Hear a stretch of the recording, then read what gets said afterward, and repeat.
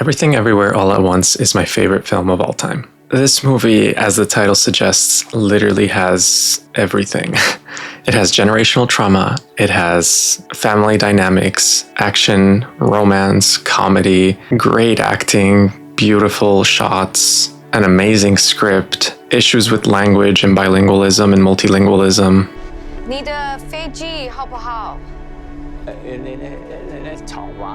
It really has everything I could ask for. Evelyn Wong, the protagonist, is caught between the expectations of her father, Gong Gong, and the pressures of raising her daughter, Joy, in a US-American bicultural environment. Gong Gong's disappointment in Evelyn's life choices, such as leaving China, marrying Waymond, pursuing a struggling laundromat business, represents the rigid expectations of first-generation immigrants who view success as a validation of their sacrifices. And it also talks about something very close to me, which is ADHD, in very subtle ways. All of this pressure that Evelyn faces is manifested into the way she talks to her daughter. Like many immigrant parents, Evelyn projects her fears onto her child, holding Joy to impossibly high standards that stem from the sacrifices that Evelyn made in order to pursue the American dream. Evelyn's criticism of Joy's queerness, weight, and perceived aimlessness reflect the emotional distance often created by unspoken generational expectations. This video isn't going to be a summary of the movie, although I will talk about the entire movie, but I expect people to have watched the movie already, so I will spoil things, just keep that in mind. Now, one big part of the movie is the multiverse. The multiverse concept in Everything Everywhere All at Once is a powerful metaphor for generational trauma and ADHD. Evelyn's initial reactions to the multiverse, which are being overwhelmed, confused, and detached, mirrors her emotional state in her relationships. The fractured realities represent the emotional disconnection with the Wong family. Gong Gong's inability to accept Evelyn's choices, Evelyn's struggle to reconcile her desires with parental expectations, and Joy's growing sense of alienation. But for Joy, the multiverse amplifies her feelings of insignificance and despair. The everything bagel, a nihilistic black hole of infinite possibilities, symbolizes the crushing weight of being everything her family expects her to be all the time, while simultaneously feeling like nothing she does will ever satisfy them. This cycle of emotional pain is emblematic of generational trauma. Each member of the Wong family struggles with their own unspoken wounds, perpetuating cycles of misunderstanding and unmet expectations. By the end of the film, Evelyn's decision to embrace Joy's individuality and Waymond's philosophy of kindness marks a turning point. The only thing I do know is that we have to be kind. Please, be kind. In rejecting the rigidity of her father's worldview and her own initial judgmental tendencies, Evelyn begins to heal the rift between herself and Joy. This shift reflects a broader message of the film. Breaking cycles of trauma requires active effort, empathy, and a willingness to let go of past expectations. By showing Evelyn and Joy's reconciliation, Everything Everywhere All at Once offers a hopeful vision for families grappling with generational trauma. It suggests that while trauma can fracture relationships, mutual understanding and love can ultimately restore them. And I think that's the most beautiful message in this movie. Now, to talk more about ADHD, as someone who grew up with undiagnosed ADHD till the age of 27, so much in this movie resonated heavily with me. I actually went to watch this at the theater when it first came out, which was also before I had been officially diagnosed with ADHD. As I watched this, I felt so related to so many things happening through Evelyn's head. Her absent-mindedness, her disconnecting with the world, her disassociation, her frustration when she's interrupted by anything, the multiple alarms and reminders for everything. Now, obviously, our experiences aren't the same.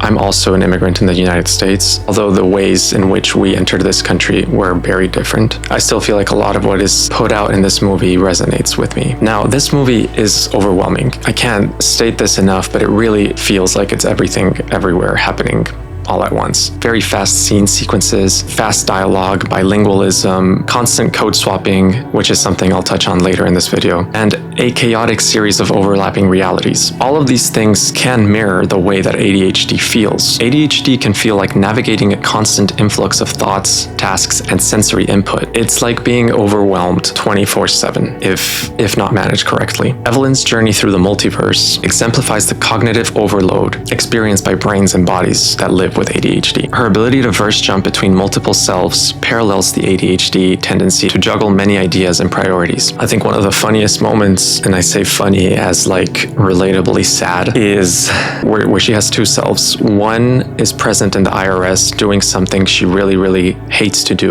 causing her brain to disassociate and go to verse jump to another universe where she is with Waymond in a closet talking about the end of the world.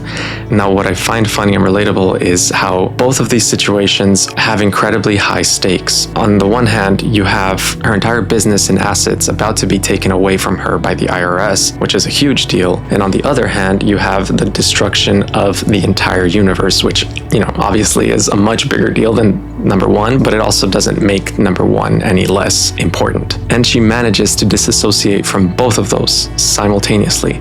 So I think it's a really funny representation of how, for brains with ADHD, sometimes the stakes of things don't matter. If you're not having fun, or if your brain is not finding some sort of connection to the thing you're trying to do, it simply will not do it, and it will not collaborate. It is incredibly frustrating, and I think this also manifests in Evelyn's frustration and temperament. Now, the visual and auditory overstimulation in the film amplifies this parallel. There's quick cuts, overlapping dialogues, and vibrant visuals that create an environment where viewers feel the same disorientation that Evelyn does. For audiences with ADHD, this portrayal resonates deeply. This validates their experiences in a way that few mainstream films have achieved. I can't honestly think of any other film that portrays ADHD brains so accurately without making fun of them or calling them lazy. Evelyn's confusion and difficulty managing her responsibilities echo this real-life challenge of living with ADHD. Now, while the chaotic narrative may feel overwhelming to some viewers, this disorientation is deliberate. The directors, Daniel and Daniel,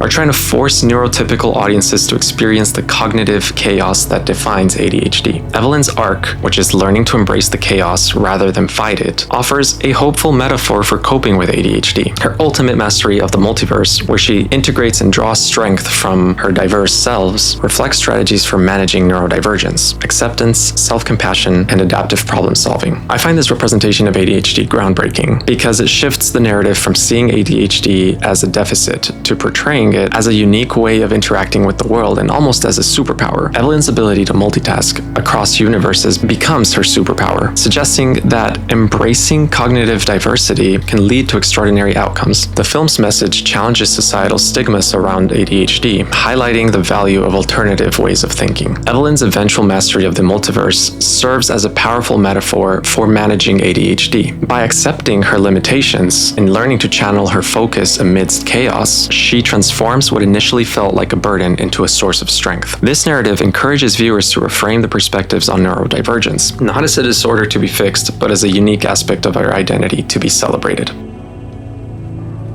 如果有来生，我还是会选择和你一起报税，开心一点。